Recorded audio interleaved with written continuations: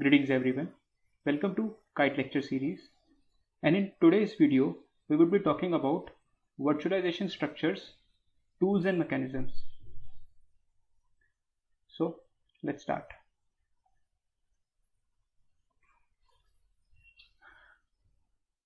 In general, there are three typical classes of virtual machine architecture. Before virtualization, the operating system manages the hardware, but after virtualization, a virtualization layer is inserted between the hardware and operating system. In such case, the virtualization layer is responsible for converting portions of real hardware into virtual hardware. Therefore, different operating systems such as Linux and Windows can run on same physical machine simultaneously. Now, depending on the position of virtualization layer, there are several classes of virtual machine architecture, and those classes are para-virtualization, host-based virtualization, and the hypervisor. Now, hypervisor is also known as virtual machine monitor, and we would be stating this term hypervisor with VMM. So as you can see in this layer, so the figure A shows the traditional computing, where just above the hardware layer there is an host operating system, and just above the host operating system there is an application. In virtualization, just above the host operating system there is a virtualization layer, and that virtualization layer is responsible for managing different virtual machines in a single hardware device. The main benefit of this virtual layer is you can actually run multiple operating systems simultaneously on same machine, right? Now we'll start with hypervisor. So hypervisor is an hardware virtualization technique that allows multiple operating systems called guest to run on a host machine. This is also called virtual machine monitor or VMM. So this is a basic diagram of VMM, virtual machine monitor or hypervisor, where just above the hardware layer there are many virtual machines, and these virtual machines can have different OS. And on the extreme right you can see the example of different type of VMM that we generally use. VMware is most commonly used hypervisor, and it is a type 2 hypervisor. Now what is a type 2 hypervisor? We'll see that later. And apart from VMware there are Xen, UML, Denali, etc. So hypervisors are of two types: type 1, which is also called bare metal hypervisor or native virtualization hypervisor, and type 2 hypervisors, which is also called hosted hypervisor. The main difference between type 1 and type 2 is that type 1 doesn't need an OS to run itself. Basically, if you are running a hypervisor comes in two categories. Either they need an host operating system on which they can run, or they don't need an host operating system and they can simply interact with bare metal. I mean, they can simply interact with your hardware. Here, as you can see, in type 1 hypervisor, the hypervisor layer is just above the hardware, but in type 2 hypervisor, the hardware there's a hardware layer, and just above that hardware is a host operating system layer, and that host operating system layer is used by hypervisor to run other virtual machines. So as you can see, in this host operating system you can have n number of applications, and hypervisor is treated as one of the application of host OS, and using the host OS, hypervisor run multiple virtual machines. So that was all about hypervisor. Now we would be talking about para-virtualization. But before we move on to para-virtualization, we need to understand what exactly is full virtualization. So full virtualization is a virtualization in which guest OS is unaware that it is in the environment. Guest OS can issue a command and thinks that it is actually communicating with the hardware directly. Full virtualization does not need to modify the host OS. It relies on binary translation to trap and to visualize the execution of certain sensitive and non-virtualizable instructions. The guest OSs and their application consist of non-critical and critical instruction. With virtualization, non-critical instructions run on hardware directly, while critical instructions are discovered and replaced with traps into virtual machine monitor to be emulated by the software. Both the hypervisor and VMM approaches are considered full virtualization. Non-critical instructions do not control hardware and or threaten the security of the system, but critical instructions do. Therefore, running non-critical instructions on hardware do not only can promote the efficiency, but also can ensure system security. So this is the concept of full virtualization. Here they're trying to say you here what they mean by that is, in full virtualization, the VM on which the host is residing. Now there are two things. There are two types of OS in this virtualization context. One is the guest OS and another is the host OS. In virtualization, the guest operating system is that OS which is residing in a virtual machine, and host operating system is that OS which is actually hosting that which is hosting that virtualization process, or we can say which is just above the hardware layer, right?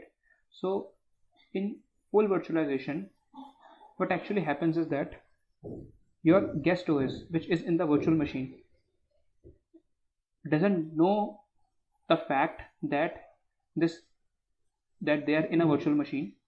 They think that they're actually communicating with the hardware. They are residing in an virtualized environment. They don't know about each other. So here the guest OS tries to communicate with the hardware directly, thinking that he is the only OS and he needs to make the communication with the hardware directly. And the type of instructions that they send to the hardware are of two types. One is the critical instruction and another is the non-critical instruction.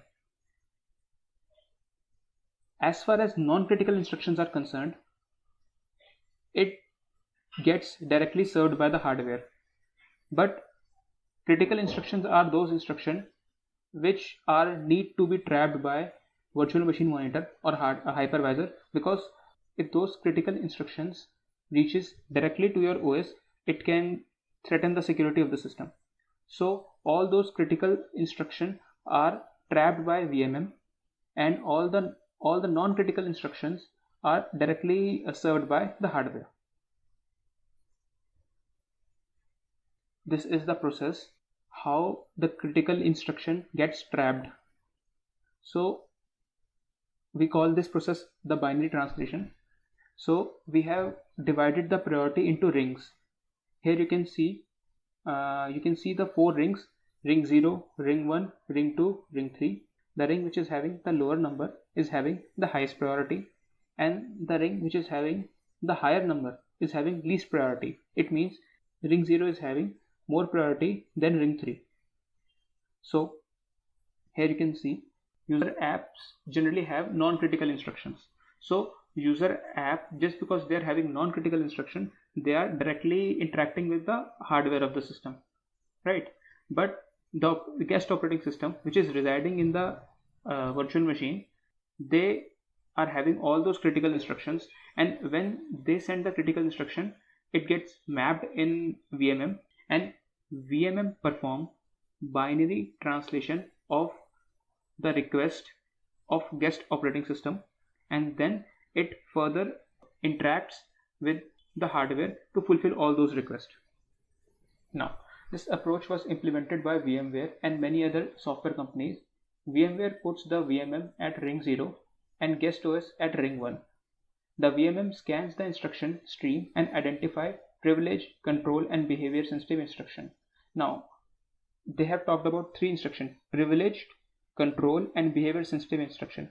All these three instruction comes under the category of critical instruction. When these instructions are identified, they are trapped into the VMM, which emulates the behavior of this instruction. The method used in this emulation is called binary translation.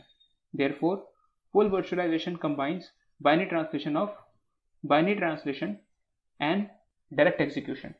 So now you are aware about the term full virtualization, and now we will see what is paravirtualization. Moving on to paravirtualization. So in paravirtualization, the guest operating system is aware of the fact that it is in the virtualized environment, and in paravirtualization, the guest operating system gets modified. A paravirtualization VM provides special APIs requiring substantial OS modification in user application. So here, as you can see,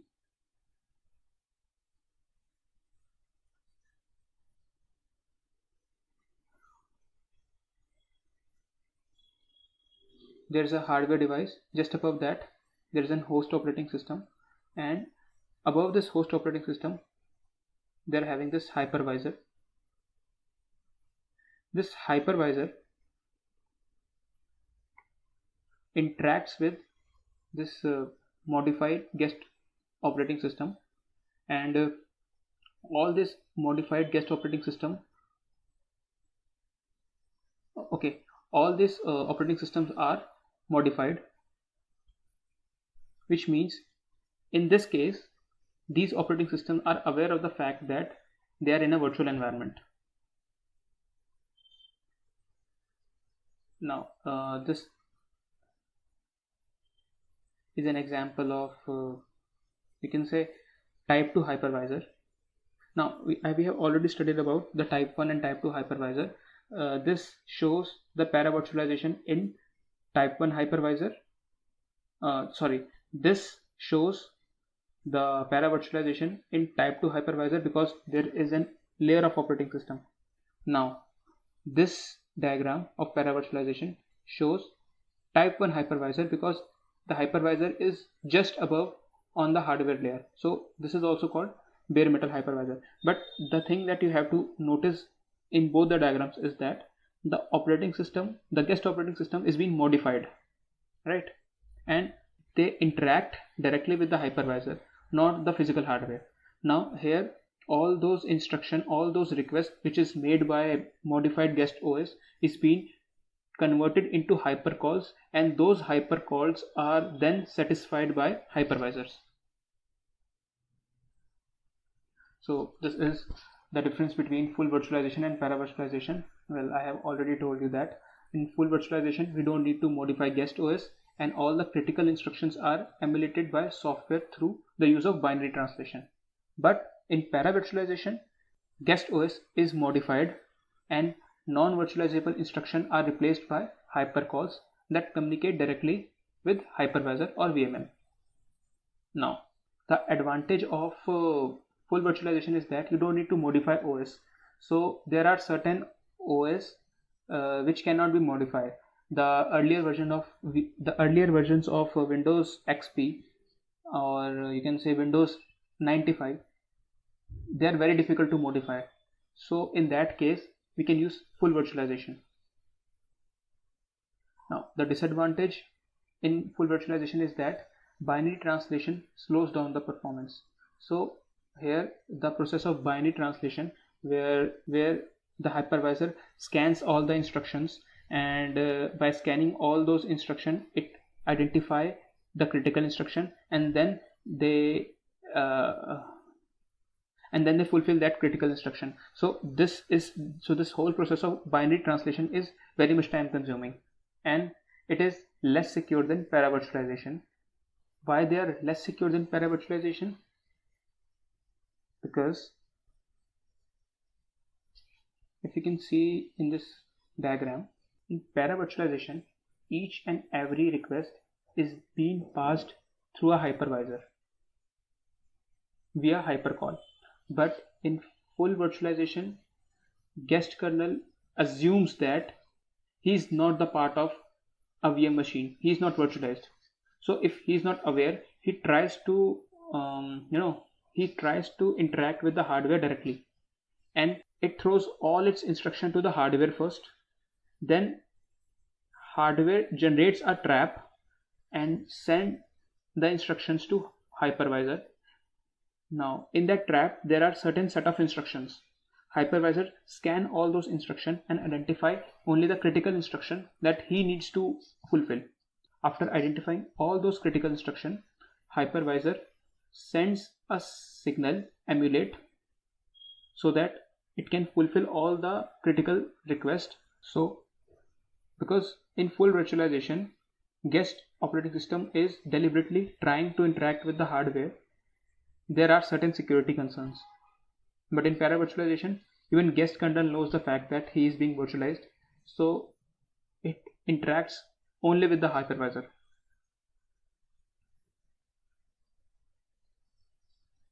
So the example of para-virtualization is Xen, Denali, VMware ESX, and the example of full virtualization is VMware.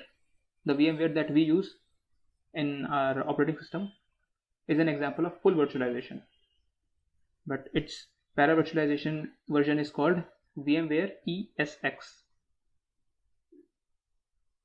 So that was all about the para-virtualization. Let's talk about the host-based virtualization. Host-based virtualization the host-based virtualization is nothing but your type 2 hypervisor. What I told you about, so as I have told you earlier about the type 2 hypervisor, there is an host operating system on which your hypervisor works. So same thing, so host-based virtualization or type 2 hypervisor are one of the same thing. So an alternative virtualization architecture is to install a virtualization layer on the top of host operating system. This host OS is still responsible for managing the hardware. This host-based architecture has some distinct advantages. First, the user can install this VM architecture without modifying the operating system. So you don't need to modify the operating system in this scenario. The virtualization software can rely on host operating system to provide device drivers and other low-level services. This will simplify the VM design and ease its deployment. Second, the host-based approach appeals to many host-based machine configurations. Compared to hypervisor, the performance of host-based architecture may also be low. When an application request access the hardware access, it involves 4 layers of mapping, which downgrades the performance significantly. Although the host-based architecture has flexibility, the performance is too low to use in practice. So here what they are trying to say is, just because they are having an extra operating system layer, their performance is low because it has to pass certain layers in order to get its request fulfilled by the hardware. First they have to pass this hypervisor layer, then they have to pass the host operating system layer, because hypervisor maps all those requests in host operating system, and those host operating system gets further mapping. Then host operating system job is to further fulfill the task. So that was all about virtualization structures, tools and mechanism. We have studied about para-virtualization, host-based virtualization and hypervisor. So that's all for today guys. Thank you so much.